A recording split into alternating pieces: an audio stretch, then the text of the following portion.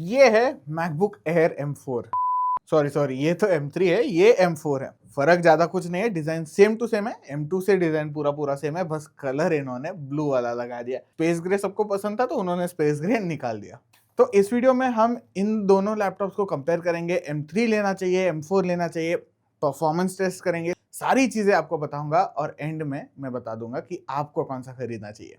चलिए शुरू करते हैं। अब डिजाइन, जैसे मैंने बोला कि दोनों का डिजाइन सेम है, दोनों में आपको वो चपटा मैकबुक प्रो वाला फील आता है। यहाँ पर आपको मैगसेफ 3 पोर्ट मिल जाता है, यहाँ पे 2 टाइप सी पोर्ट मिल जाते हैं और दोनों लैपटॉप्स में यहाँ पर यानी टाइप सी पोर्ट जो है वो थंडरबोल्ट 4 है और यहाँ पर 3.5 mm जैक आता है।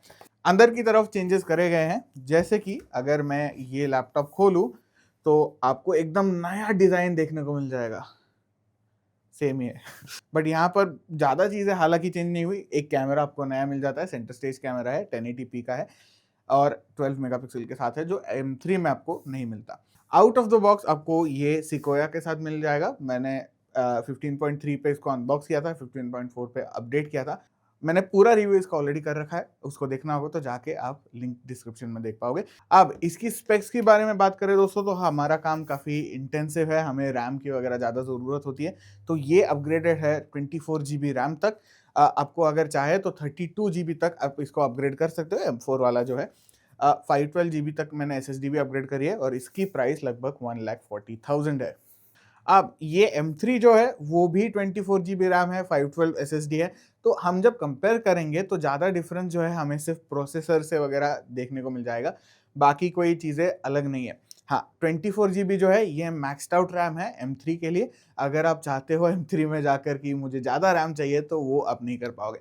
SSD हालांकि आप 2 TB दोनों में कर पाओगे, बट एप्पल फैशन में भाई अगर 2 TB SSD कर रहे हो तो मैकबुक प्रो ही खरीद लो। अब दोनों लैपटॉप में आपको 10 कोर CPU और 10 कोर GPU मिलते हैं।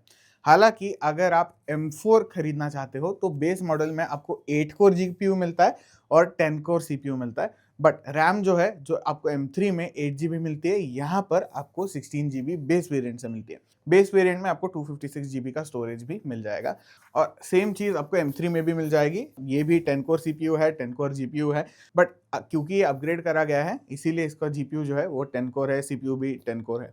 अगर आप बेस मॉडल लेते हो तो इसमें आपका CPU जो है वो 8 कोर के साथ आएगा और GPU भी 8 कोर के साथ आएगा। छोटी छोटी चीज़ें हम सारी साइड में करेंगे, फिर मैं आपको परफॉर्मेंस टेस्ट बताऊंगा, तो फटाफट कर लेते हैं।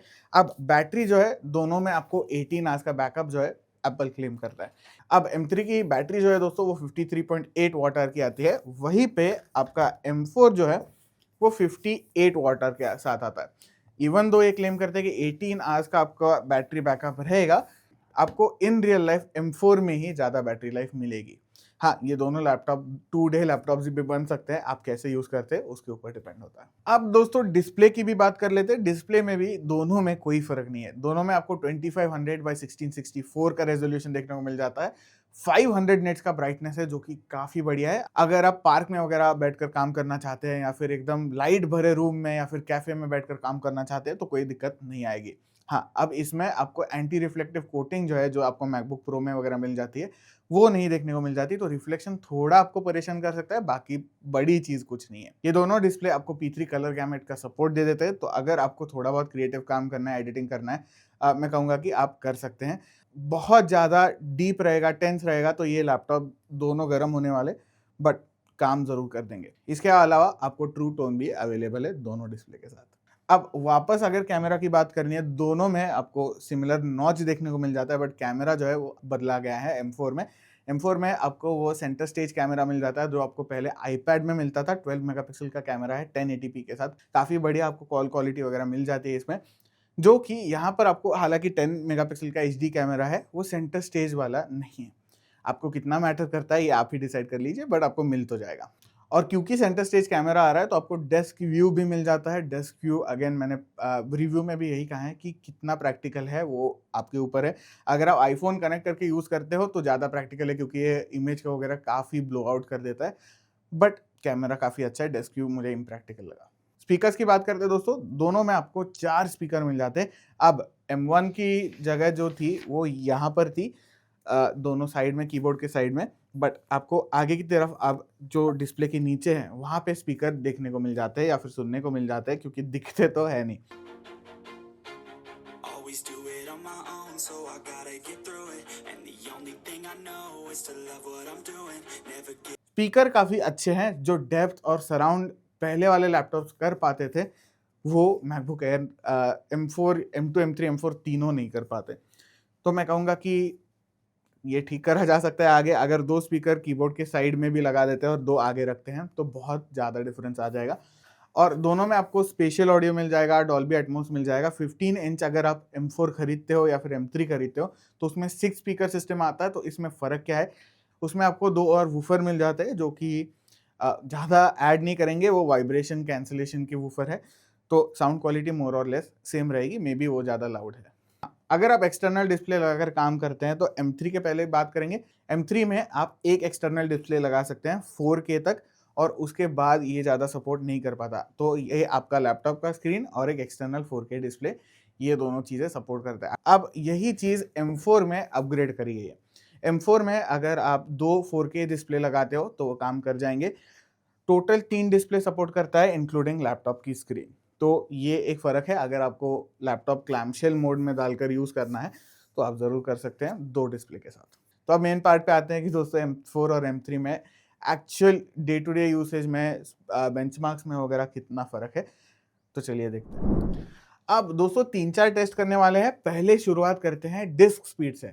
SSD कितनी बदली गई है ये तो एप्पल ने नहीं बताया, बट M4 चिप के साथ क्या फ़र्क पड़ता है, चलिए देखते हैं। तो यहाँ पर दोनों में मैं ब्लैक मैजिक खोलता हूँ। तो अब दोनों में मैं स्टार्ट कर देता हूँ, और यहाँ पर M3 में आप देख सकते हो कि 3200 के आसपास वगैरह डिस्क स्पीड राइट के लिए जा रही है, रीड के लिए लगभग 2800 जा रही है। वहीं पे M4 में हम कंसिस्टेंटली देख पाते हैं कि राइट स्पीड जो है वो 3300 3400 के आसपास जा रही है। हाँ, कभी कभी कम भी दिखा देगा। तो यहाँ पर रीड स्पीड भी आप लगभग 3000 Mbps के आसपास देख सकते हो। तो यहाँ पर दोस्तों आप दोनों के डिस्क स्पीड देख सकते हो। मैंने टेस्ट स्टॉप किया है। M3 के साथ मैंने बहुत बार नोटिस किया कि वो इनिशियली बहुत अच्छे नंबर्स दिखाता है, उसके बाद वो खुद को ही स्लो डाउन करता है। तो ये क्या एप्पल ने M4 बेचने के लिए करा है कि नहीं करा है, मुझे अभी तक पता नहीं। बट फैक्ट ये है कि लगभग 2700 Mbps से लेकर 3000 Mbps तक मुझे राइट स्पीड मिलता है, और लगभग 27 to 2800 मुझे रीड स्पीड मिलता है। वहीं पे M4 में मुझे लगभग 3000 Mbps प्लस तो मिल ही जाता है, 3400 Mbps तक चला जाता है, जो कि बढ़िया चीज़ है। और उसी में रीड स्पीड जो है लगभग 3000 Mbps जाता है। तो यहाँ पर आपको सीधे सीधे डिफरेंस दिखाई देता है कि M3 और M4 के साथ SSD कैसे काम कर रही है। तो मैंने जैसे बताया कि दोनों 512 GB की SSD है जो मैंने ऑप्ट की है, एक्सटर्नल वगैरह कुछ नहीं लगा। तो इन दोनों का आपने स्पीड टेस्ट भी देख लिया। अब हम देखते हैं कि सिनेबेंच पे ये कैसे काम करता है। अब हम सिनेबेंच का स्टार्ट करते हैं दोस्तों। तो सिनेबेंच का पहले सिंगल कोर से स्टार्ट करेंगे। स्टार्ट करने के पहले मैं दोनों का एक्टिविटी मॉनिटर खोल के रखता हूँ, ताकि यानी कोर्स पे कितना प्रेशर आ रहा है, क्या हो रहा है, ये भी मैं आपको बता पाऊंगा। अब इसके पहले अगर आपको सिनेबेंच पता नहीं कि कैसे काम करता है, 3D रेंडरिंग वगैरह कैसे कर पाएगा, ये बेसिकली ये टेस्ट आपको बता पाएगा। रेंडरिंग वगैरह जो है वो बढ़िया से करता है कि नहीं करता है, कितना अच्छा करता है, ये सारी चीज़ें आपको यहाँ पर पता लग जाएगी। तो यहाँ पर मैंने एक्टिविटी मॉनिटर खोल रखा है और टेस्ट स्टार्ट करते हैं दोनों में।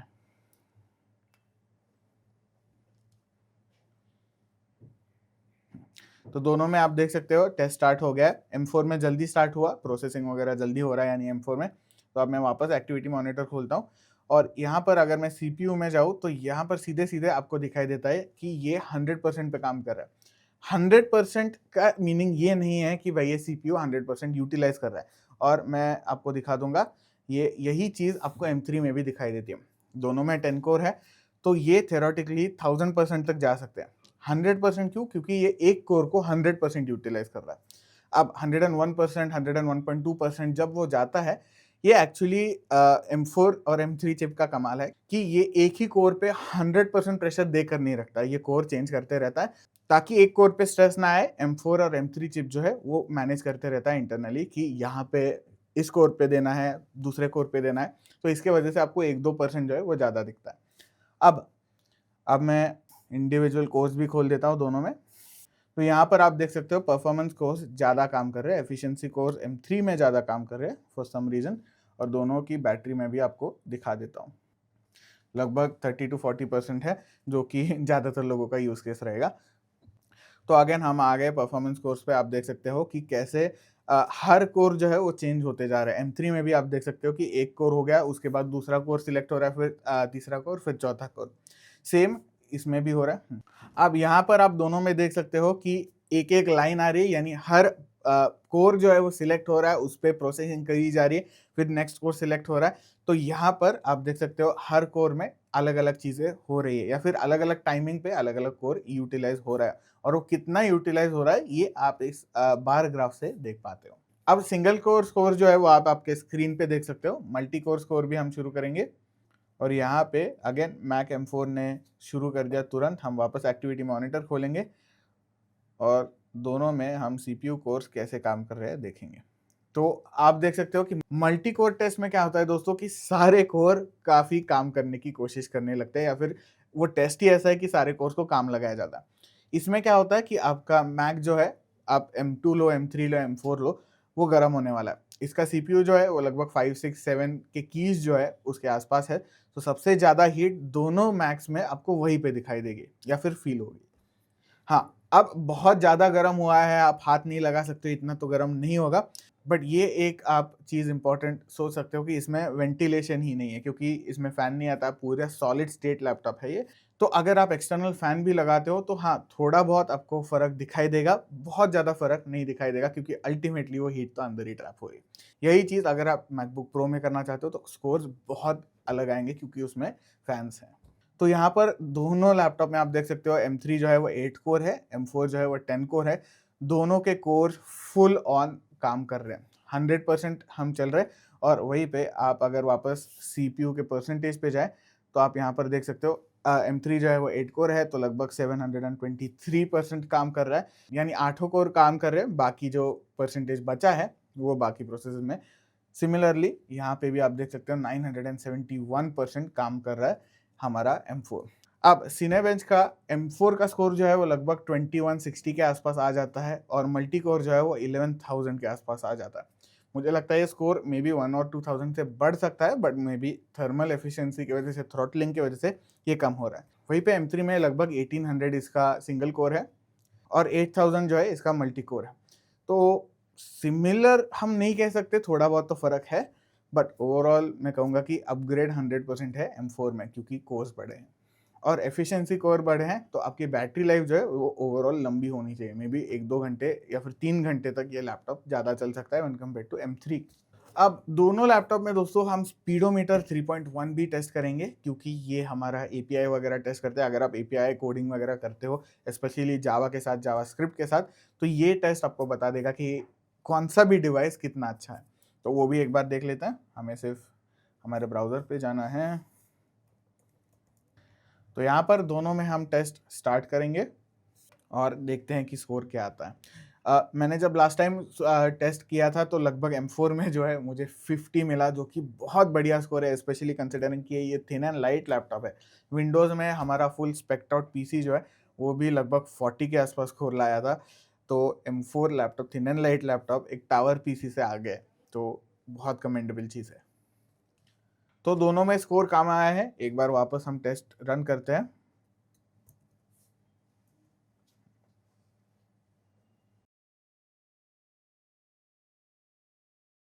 तो अब आप देख सकते हो स्कोर्स थोड़े बड़े हैं। मैक्सिमम स्कोर जो है मैं आपको दिखा दूंगा स्क्रीन पे, आप देख सकते हो। तो काफ़ी कमेंडेबल लैपटॉप दोनों है। ऐसी बात नहीं है कि भाई M4 आ गया तो M3 कतरा है, ऐसी बात नहीं है। तो आपने सारी चीज़ें देख ली, मैंने सारी चीज़ें आपको एक्सप्लेन करी है, परफॉर्मेंस टेस्ट करे हैं। तो आपने M4 खरीदना चाहिए, M3 खरीदना चाहिए? देखिए, अगर किसी सेल में M3 एक बहुत अच्छे वैल्यू फॉर मनी प्राइस पे आ पाता है तो मैं कहूँगा कि M3 लीजिए। कौन से भी लैपटॉप से M3 एक अपग्रेड ही होगा। M3 अगर आप आज भी अमेज़न पे वगैरह जाकर देखते हो, प्राइसेस फ्लक्चुएट होती रहती हैं, तो लगभग 90,000 के आसपास आपको M3 मिल जाएगा। बट आप सोचोगे कि अगर 10,000 में मुझे एक्स्ट्रा रैम मिल पाती है, एक्स्ट्रा कोर्स मिल जाते हैं, तो M4 क्यों ना ले? अगर आप लॉन्ग टर्म सोच रहे हो तो मैं कहूँगा कि वो 10,000 के बारे में अब मत सोचो। लैपटॉप लेने के बाद कोई भी आदमी, ज़्यादातर लोग 6-7 साल चला ही लेते हैं। तो मैं कहूँगा कि M3 अगर आप लेना चाहते हो बिल्कुल ले सकते हो, अपग्रेड 100% होगा। अगर ये सेल में बहुत अच्छे प्राइस पे, बहुत वैल्यू फॉर मनी प्राइस पे मिल पाता है तो 100% M3 खरीदो।